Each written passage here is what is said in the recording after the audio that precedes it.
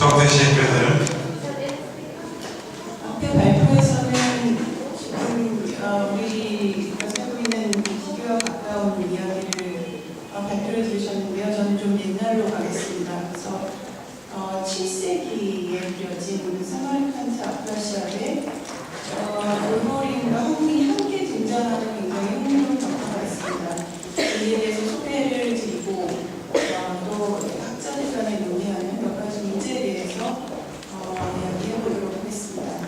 Birinci oturumda daha çok bayanlardan bahsedildi. Ancak ben 7. yüzyıla gidip 7. yüzyılda çizilmiş bir resimden bahsedeceğim size. 네, 그러면 중대 원고 읽으면서 발표하겠습니다. 흔히 아프라시아 벽화로 불리는 그림은 사마르칸트의 중심지인 아프라시아 두성지 유적의 제23구역 제1호실에 해당하는 방의 벽을 장식했던 그림을 가리킵니다. 사마르칸트는 현재 우즈베키스탄에 위치하고 있고 실크로드 번영 뒤에 중요한 구역의 중심지로 번영했습니다. 그래서 제가 수도 우선 보여드리고요. 실크로드 지도에 해당됩니다. 벽화가 발견된 건물은 왕이나 상류층의 저택에서 일종의 접견실에 해당하는 공간으로 추정되는데 한면이 11m에 달하는 정사각형의 평면을 씁니다. 그래서 지금 보시는 사진이 내부를 복원하는 사진이고요. 건물벽의 윗부분은 1965년 도로공사 중에 발견될 때 파괴되어 현재 벽화는 2m 정도의 높이까지 남아있습니다. 그리고 이 유적에서 수습된 벽화는 아프라시아 방문가라는 거죠. 지금 보시는 슬라이드에서처럼 전시되고 있습니다. Genellikle Afrasya duvar resmi diye tabir ettiğimiz resim, Semerkant'ın eski merkezi olan Afrasya tarihleri 23. bölge numara 1 olarak belirtilen odada 4 duvarı süsleyen bir resmi göstermektedir. Semerkant şu anki Özbekistan, Türkmenistan civarındadır.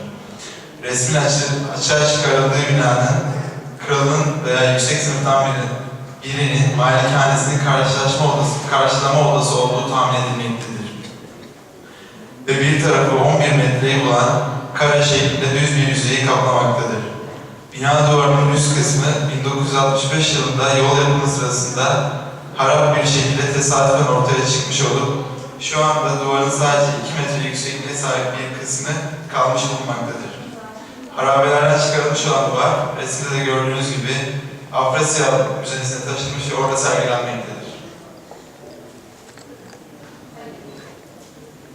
현재 벽화는 발견 당시에 채색이 많이 떨어지고 음악성이 흐려진 상태입니다. 따라서 벽화의 내용을 파악하기 위해서는 1975년에 발간된 보고서와 발견 직후에 제작된 모사도에 의존을 해야 하는 상황입니다.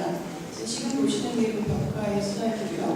가까이에서 보면 이렇게 채색이 많이 떨어져 있는 걸 볼 수가 있습니다. 그리고 지금 보여드리는 거는 그 보고서에 있는 드로잉과 서문으로 드로잉과 그 다음에 그 하단에 보시는 거는 모사로입니다.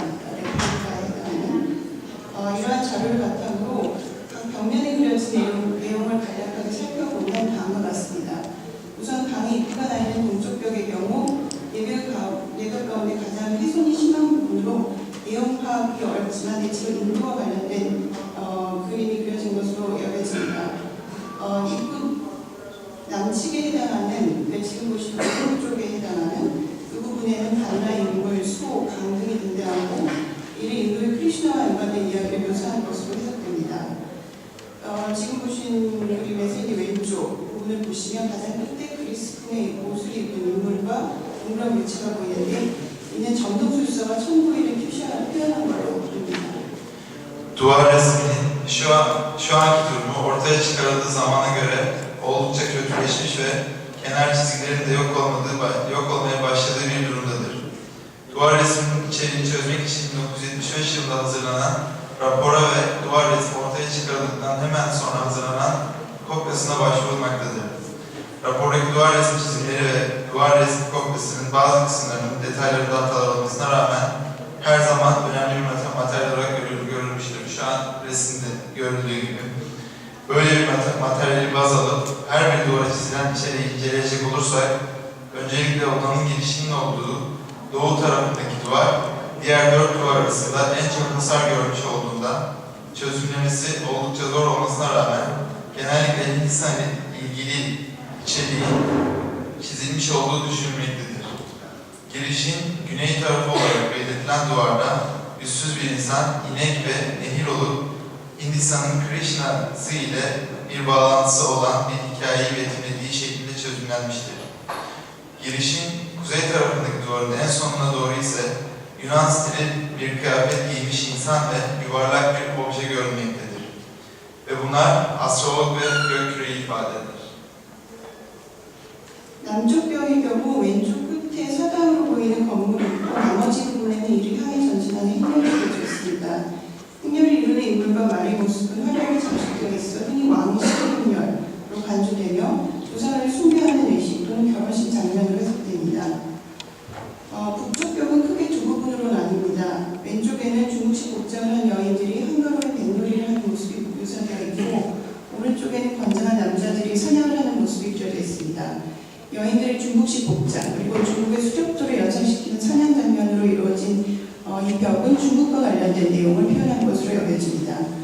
뱃놀이 장면과 사냥 장면에선 한 인물이 크게 그려지고 나머지는 작게 그려진 모습을 볼 수 있는데 이는 주인공과 그 외 인물을 신분 차이를 표시하기 위해서 고대 회화에서 흔히 채용된 방식입니다.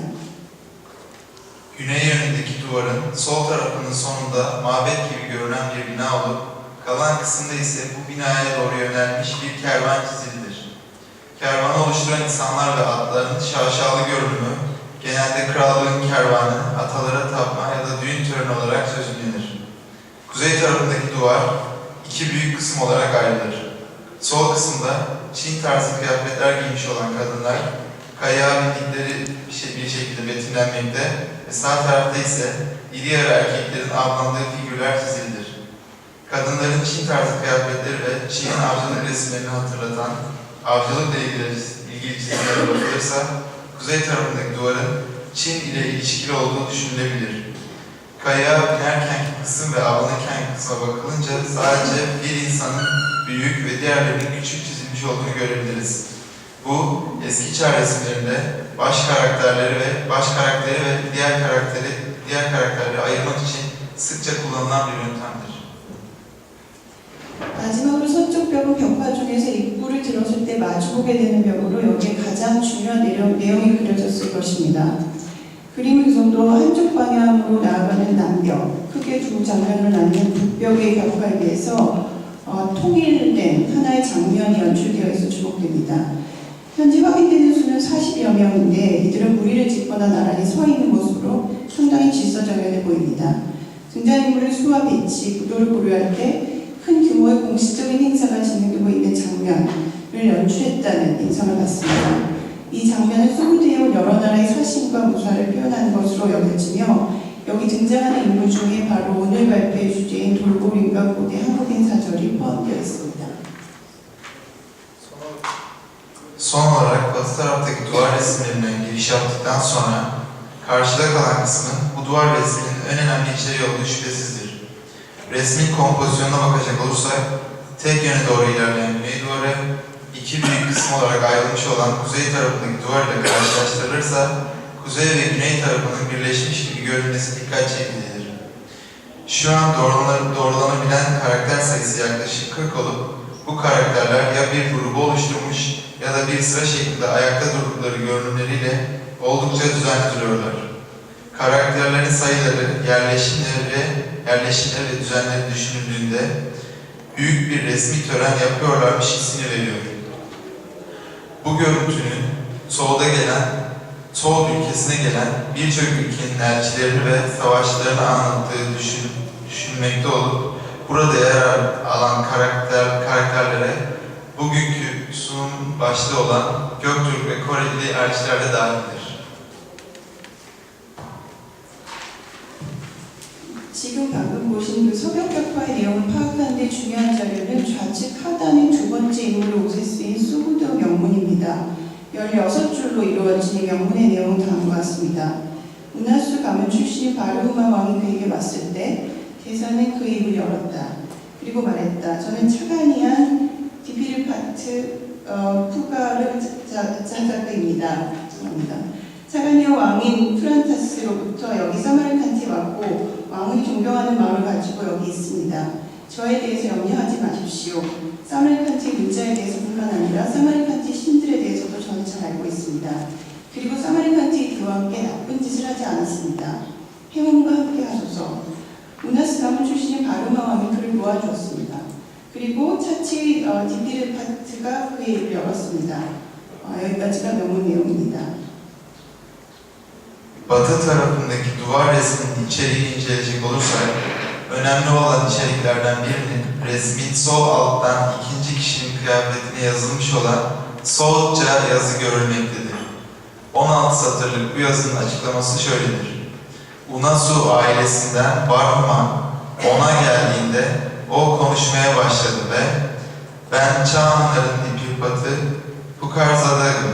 Beni Çağanların kralı Turantas Semerkant'a gönderdi ve kralımın saygılarını size sunuyorum. Benden şüphe etmeyiniz. Semerkant'ın sadece dili değil, tanrıları hakkında da bilgiye sahibim. Semerkant'ın yüce insanlarına herhangi bir kötülük yapmadım. Der ve Kral Barhuma onun gitmesine izin verir. Ve Çağanların Dipirpatı konuşmaya başlar. 이 명문은 차가니아는 사마르칸트와 테르메스 사이에 위치한 소국이라고 생각이 드는데요. 그곳에 왕이 보낸 사신이 소고드와 바르후만을 만나서 대화를 나누는 장면을 묘사하고 있습니다. 명문의 마지막 부분에는 차치라는 현재의 타슈켄트에 존재했던 나라의 사절에 대한 이야기가 차가니아 사신에 대한 부부가 거의 동일한 방식으로 시작이 되고 있습니다. 이러한 구성을 볼 때 바르후마 왕이 여러 나라의 그 사신을 만나는 이야기로 구성된 텍스트 일부가 여기 적힌 것이 아닐까 생각이 듭니다. 사실 명문이 한 명의 등장인물에만 더욱이 옷자락에 적혀 있다는 점을 고려할 때 이 명문이 벽화를 그릴 때 애초부터 계획되어 있었거나 벽화의 내용을 공식적으로 알리기 위해서 쓰인 것을 보기는 어렵습니다. 이런 의미에서 벽화에 그려진 내용은 서술한 텍스트가 존재했고 그 일부가 나중에 쓰인 것일 가능성이 큽니다. 명문의 내용에 근거할 때 벽화에 보이는 각기 다른 복장들의 여러 인물들은 소그드 왕인 바르후만을 만나기 위해 온 사신들로 파악됩니다. 바르후마 왕은 중국 측 사서에 불호만이라는 이름으로 언급된 인물로 658년 당나라 고종 때 강거도독부의 도독으로 유명된 바 있습니다. 이러한 점을 고려할 때 아파시아 벽화 연대는 7세기 중반으로 설정할 수 있습니다. Bu yazı Çağanlar Kralı'nın gönderdiği elçinin Soğut Kralı Barhuma ile buluştuğundaki konuşmasını betimlemektedir. Yazının son bölümünde Çaçi veya Saç denilen Taşkent'te var olmuş bir ülkenin elçileri hakkında olan hikayeler Çağanlar elçileri hakkında olan kısım ile hemen hemen aynı tarzda başlamaktadır. Bu bilgilere bakılınca Kral Barhuma birçok ülkenin kralıyla görüşme hikayelerini içeren yazıların bir kısmının burada yazılı olduğu düşünülmektedir. Aslında bu yazının sadece karakterlerden birinin kıyafetine yazılmış olduğu düşünüldüğünde duvar resmi çizildiğinden itibaren yazılması planlanmış veya içeriği anlatmak için yazılmış bir yazı olduğunu söylemek zordur.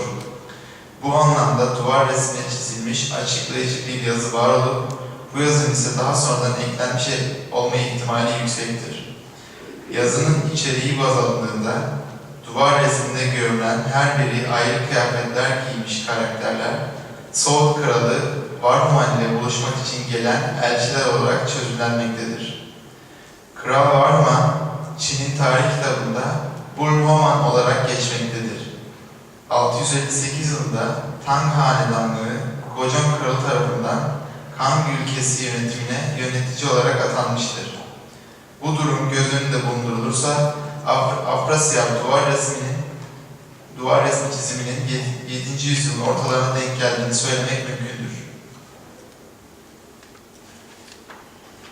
이 명문과 그림을 함께 고려할 때 드는 또 다른 생각은 명문의 중요 인물로 등장하는 소구드 왕인 바르후만이 그림 어딘가에 등장해야 한다는 것입니다. 프란스 그르네와 같은 학자는 그림 상단 중앙에 바르후마 왕이 표현되어 있을 것이라는 제안을 했습니다. 그래서 현재 남아있는 벽화는 사실 이 정도까지고 이 윗부분은 이제 복원을 한 드로잉입니다. 원래 그림 상단에 비중 있는 인물이 배치되었을 것이라는 설명, 그림의 구성을 고려할 때도 설득력이 있습니다. 다른 벽면의 그림과는 달리 서벽에 등장하는 인물들은 그들의 시선이 대부분 그림의 중앙 또는 윗부분으로 모아집니다. 그래서 시선을 보면 이런 방향을 볼 수 있습니다. 하단의 인물은 대체로 중앙을 향하고 있고 상단에 앉아있는 인물은 위쪽을 향하고 있습니다. 특히 하단 중앙부터 각기 다른 물건을 들고 줄을 서 있는 일련의 인물들을 볼 수 있고요. 바로 이 부분에 해당됩니다. 이는 마치 중요한 인물을 아련하기 위해 순서를 기다리고 있는 것처럼 보입니다. Yazı ve duvar resmi birlikte ele alınırsa, ortaya yazının baş karakteri olarak yer alan Soğut Kralı Varhamon'un da resmin bir yerinde yer alması gerektiği düşüncesi çıkıyor. Franz Gernet, resmin üst kısmı ortalarında Kral Varhamon'un olabileceğini iddia etmiştir. Resmin geneli düşünüldüğünde üst kısımda önemli bir karakterin olduğu iddiasının doğruluk payı yüksektir. Resmin diğer taraflarından farklı olarak özellikle batı tarafındaki karakterlerin bakışları genelde orta ve üst kısma doğru yönelmiştir.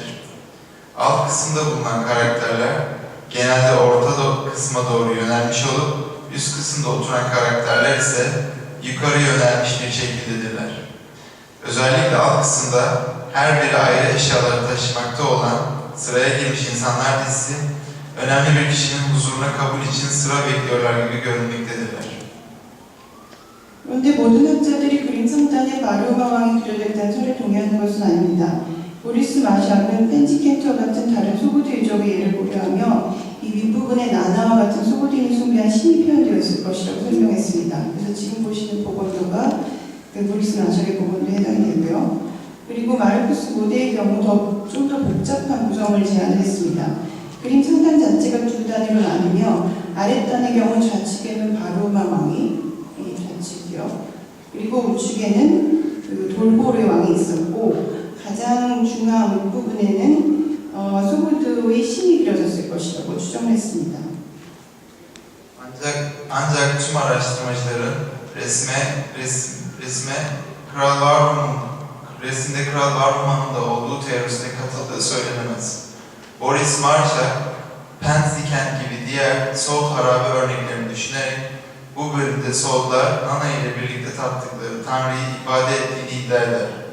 Marcus Mod ise daha da karmaşık bir iddia ortaya atarak resmin üst bölümünün iki seviye olarak ayrıldığını ve alt seviyenin sol tarafında Soğut Kralı Varhaman, sağ tarafında ise Göktürk Kralı olup en üst ortada ise Soğutların Tanrısının çizili olduğu tahmininde bulunmuştur. 그림의 상단에 누가 그려져 있었는가를 설명하기 위해서는 그림 전체의 주제, 다시 말해서 그림이 보는 이에게 전달하고자 하는 메시지가 무엇이었는지에 대해서도 우선 생각할 필요가 있습니다. 이를 위해서 그림에 등장하는 여러 인물에 대해서 좀 더 자세히 살펴보도록 하겠습니다. Resmin üst tarafında kimin çizili olduğunu açıklamak için resmin tamamının konusu, diğer bir deyişle resme bakan kişiye vermek istediği mesajın ne olduğuna dair düşünülmesi gerekir. Bunun için resimdeki karakterleri biraz daha ayrıntılı inceleyelim. 서벽 벽화에 그려진 인물에 대해서는 약간의 의견이 있지만 대체로 다음과 같이 파악됩니다. 1번은 머리를 길게 딴 돌고래 무사, 그리고 2번은 차가니안 사신을 포함한 임금국가의 사신들, 3번은 돌골 관리들의 호의를 받으며 인사하는 외국 사신, 4번은 비단을 가져온 중국 사신들, 그리고 5번은 자신의 자리로 돌아가고 있는 돌골 무사들, 6번은 앉아있는 돌골 무사들, 그리고 7번은 돌골 관리들과 그다음에 8번은 서남지대의 사람들과 이를 소개하는 통역관, 그리고 가장 우측에 한국인입니다. Batı tarafındaki duvar resmine çizilen insanlar hakkında ufak tartışmalar olsa da genel olarak şöyledir. 1 numara, saçını uzun bir şekilde bağlamış olan Göktürk savaşçısı. 2 numara, Çağanların elçilerinin de içinde bulunduğu civar ülkelerin elçileri. 3 numara, Göktürk memurlarının eşliğinde selam veren yabancı elçi. 4 numara, ipek getiren Çinli elçi. 5 numara, kendi yerlerine doğru ilerleyen Göktürk savaşçıları. 6 numara, oturmakta olan Göktürk savaşçıları. 7 numara, Göktürk memurları. 8 numara Dağlık bölge insanları ve bu kişileri tanıtan tercüman ve bir Korelidir. 이러한 인물 구성에서 우선적으로 눈에 띄는 점은 돌고린의 비중이 크다는 점입니다. 그래서 지금 그 파란색으로 네모한 부분이 다 돌고린에 해당이 됩니다. 이들은 볶지 않고 있는 물건에서 약간 차이를 보이지만 한 가지 공통점을 발견할 수 있는데 이는 머리카락을 몇 가닥으로 따서 등 뒤로 길게 늘어뜨린 모양을 하고 있는 것입니다. 이러한 머리 모양은 러시아 알타이 지역 몽골, 중국의 내몽고와 신강우를 겹치고 카자흐스탄의 세미레츠 등의 유라시아 초원지대의 여러 지역에서 발견되는 돌고리 석상에서 볼 수 있는 정형적인 특징입니다. 나아가서 그 세르게이 야첸코 같은 학자는 이들이 입고 있는 단색 겉옷의 끝단이 노란색으로 표현됐죠. 그리고 벨트의 원형 장식이 발견되는 점을 근거로 서돌골 사람들을 파악을 했습니다. 벽화에서 돌골의 기둥이 큰 것은 인물로만 확인되는 것이 아닙니다. 벽화의 우측 끝부분에는 여러 개의 긴 막대기와 얼굴 문양으로 장식된 북이 배치되어 있습니다. 무대에는 이를 유목민족에게는 통치권의 상징이었던 깃대와 북이라고 보면서 총 11개의 깃대가 중앙에 배치된 깃대를 중심으로 좌우에 각각 5개씩 배치되어 있었다고 있는 점을 주목을 했습니다. 그리고 이것이 각각 서돌골의 남부 부족을 의미하는 것을 설명했습니다.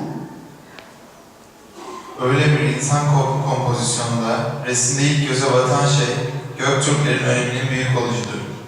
Göktürkler giydikleri kıyafet veya taşıdıkları eşyalarla farklılık göstermektedirler. Ancak bir tane ortak yönleri vardır. O da saçlarını arkaya doğru bağlayıp bellerine doğru uzatmalarıdır. Bu saç şekli Rusya'nın Altay bölgesi, Moğolistan, Çin'in İç Moğolistan, Sincan, Uygur Özerk bölgesi, Kazakistan'ın Semireç gibi Avrasya'nın otluk birçok bölgesinde ortaya çıkan Göktürk heykellerinde de görülen tipik bir özelliktir. Biraz basit betimlenmiş bir heykele göre duvar resminde bulunan Göktürklerin birçok detayı iyi bir şekilde betimlenmiştir. Sergey Yatsenko, bu kişilerin giydiği sade renkli kıyafetlerin kol bitimi ve alt bitiminin sarı olması ve kemer tokasının yuvarlak olmasına göre bu kişilerin Batı Göktürkler olduğunu çözümlemiştir. Duvar resminde Göktürklerin önemli görülmesi sadece karakterlerden kaynaklanmamaktadır. Duvar resminin en sağ tarafında birkaç tane bayrak direği ve yüz deseniyle süslenmiş birkaç davul yer almaktadır. Markus Mott, göçebe toplumlarda yönetimin sembolü olan bayrak direği ve davula bakarak toplam 11 bayrak direği ve ortada bir bayrak direği merkezinde sağda ve solda 5'er tane bayrak olduğuna dikkat çekip bunun Batı Göktürklerle Güney ve Kuzey aileleri anlamına geldiğini açıklamıştır. 돌고림과 관련된 모티프가 벽화에서 압도적인 위치를 차지하는 것에 비해 고대 한국인의 비중은 매우 작습니다. 지금 보시면 지금 있는 네모, 파란색 네모에 비해서 한국인은 빨간색으로 표시된 부분이 관련된 부분입니다. 그리고 이들이 사실 그 사마리칸 벽화에 등장하는 것이 다소 의아하게 느껴지긴 합니다. 말하자면 사마리칸트에 그려진 그림에 사가니아와 같은 인근 나라와 도시의 사람들, 오래전부터 소구도와 밀접한 관계를 유지했던 돌골, 그리고 중앙아시아까지 세력을 뻗친 중국이 등장하는 것은 쉽게 이해할 수 있는 부분입니다. 이와 관련해서 주목되는 기록이 신당서에 전하는데 이는 소고들을 방문한 중국 사신의 관찰 내용을 담고 있습니다. 관련 기록을 읽겠습니다. 화국 또는 불상미가 귀상미기라고 한다. 그 성 좌측에는 2층 집이 있는데 그 집 속의 벽 북쪽에는 중국의 황제를 그렸고 동쪽에는 돌골과 인도의 바람은 서쪽에는 페르시아, 비잔틴 등지 여러 왕들을 그렸다. 그 왕은 아침에 와서 절하고 돌아간다. 여기까지가 기록입니다. Göktürk motiflerinin duvar resminde oldukça fazla yer almasıyla karşılaştırırsak Korelilerin önemi oldukça az. Resimde kırmızı ile daire içinde olan kısım Koreliler. Ayrıca Korelilerin Semerkant'ta duvar resminde yer almaları biraz garip olarak karşılanmıştır. Yani Semerkant'ta çizilen resimde Çağanlar gibi civar ülkeler ve şehirden insanlar çok uzun zaman Soğut ile yakın ilişkiler kurmuş olan Göktürkler, Orta Asya'ya kadar ilerlemiş Çin'in yer alması kolayca tahmin edilebilir.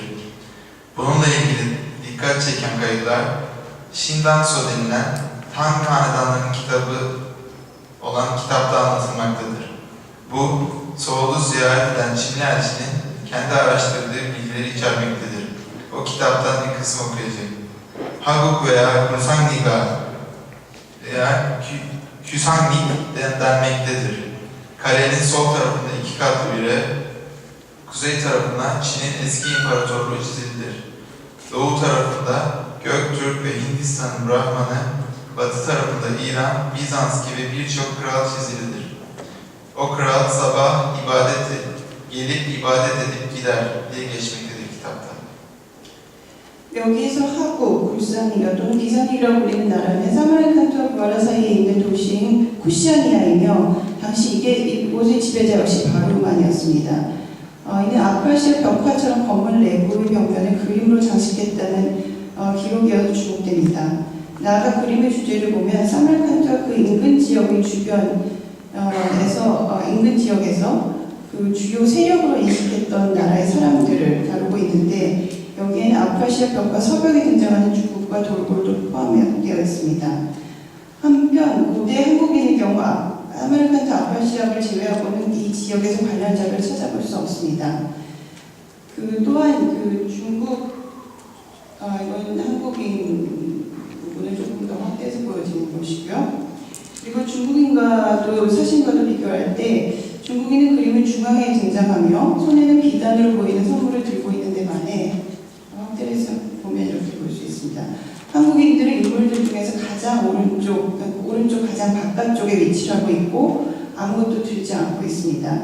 더 정확히 이야기하자면 이들은 두 손을 다른 쪽 소매에 넣은 자세를 취하고 있어 무언가를 받치고자 하는 생각조차 없는 듯이 보입니다.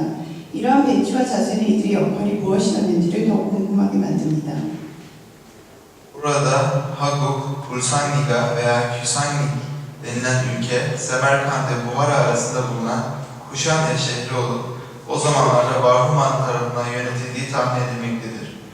Bu 2 katlı evde Afrasiyab duvar resmi gibi bina içi duvarlarının resimle süslenmesiyle dikkat çekmektedir.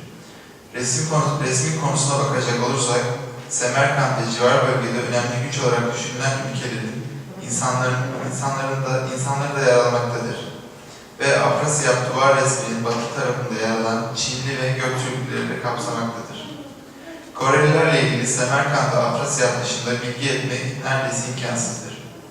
Ayrıca Çinliler resmin tam ortasında ellerinde ipek gibi görünen hediyeler taşırken görünmelerine rağmen Koreliler resmin sağ en dış tarafında ellerinde hiçbir şey olmadan görünmektedirler. Daha detaylı anlatacak olursak, Koreliler resimde de görüldüğü gibi ellerinde manşetlerinin içinde birbirine kenetlemiş bir şekilde duruyor olup herhangi bir hediye verme niyetleri yokmuş gibi görünmektedir. Korelilerin konumları ve duruşları onların görevlerinin ne olduğunu daha da merak etmemize sebep olmaktadır. 그렇다면 먼저 어떻게 이들을 고대 한국인이라고 파악할 수 있는지에 대해서 살펴보도록 하겠습니다. 이들의 출신을 밝히는 데에는 머리에 쓴 새 깃털로 장식한 모자인 조우관이 가장 중요합니다. 중국 측 기록인 미서 고구려 전에는 머리에 절풍건을 쓰는데 그 모양이 꽃갈과 같고 두 건의 모서리에 새의 깃을 꽂는다라고 고구려 사람들의 그 모자에 대해서 기록을 하고 있습니다. 고구려 고분 벽화를 비롯해서 신라, 백제, 가야 고분에서 나온 출토품을 보면 새의 깃털이나 그 모형을 모자에 부착하여 장식하는 방식이 고대 한반도에서 보편적이었음을 알 수 있습니다. 따라서 조우관을 쓴 인물이 한반도와 관련이 있다는 점에 대해서는 학자들 간의 의견이 없습니다. Öyleyse önce bunların Koreli olduğunu nasıl anladığımızı inceleyelim. Korelilerin ortaya çıktığı yerde kafaya takılan kuş tüylü Chobuguan denilen şap